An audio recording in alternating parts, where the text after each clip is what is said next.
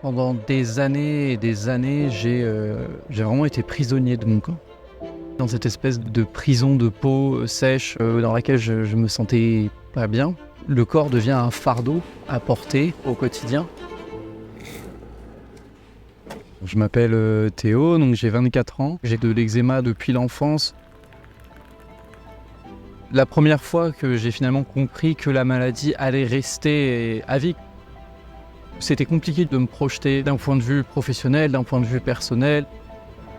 La dermatite atopique, elle est visible à la face du monde. On a l'impression qu'on nous résume à ça, alors que le plus souvent c'est nous-mêmes qui nous résumons à ça. Quelqu'un avec de l'eczéma, quelqu'un avec des plaques, quelqu'un qui va se démanger souvent, devoir penser toujours à la maladie en premier avant de penser à soi.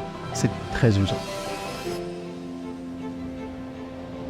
Mon engagement auprès de l'Association française de l'eczéma m'a permis de rencontrer à la fois des professionnels de santé, mais aussi d'échanger avec eux, de participer à des ateliers d'éducation thérapeutique, à des conférences. Et c'est vraiment cet engagement qui m'a permis de reprendre ce fameux power. Le sport fait partie de ce processus.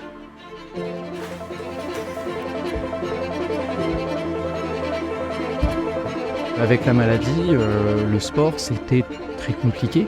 Chaque mouvement, on sentait la peau qui tirait, ça ouvrait même à certains endroits des plaies. Alors j'ai repris peu à peu, kilomètre après kilomètre, on reprend de la confiance.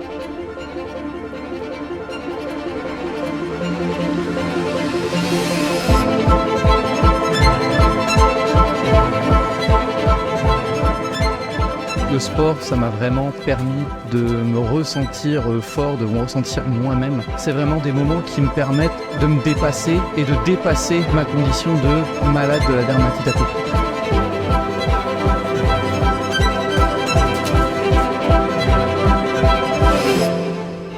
Aujourd'hui, je suis beaucoup plus optimiste sur l'avenir. Ça fait partie de mon corps, ça fait partie de ce que je suis. Je me suis construit aussi avec cette maladie, grâce à la maladie. Je me suis prouvé à moi-même beaucoup de choses, réussir à se réapproprier la maladie. Elle est avec moi, elle ne me quittera pas, mais je sais comment vivre avec. Et j'ai compris comment vivre avec.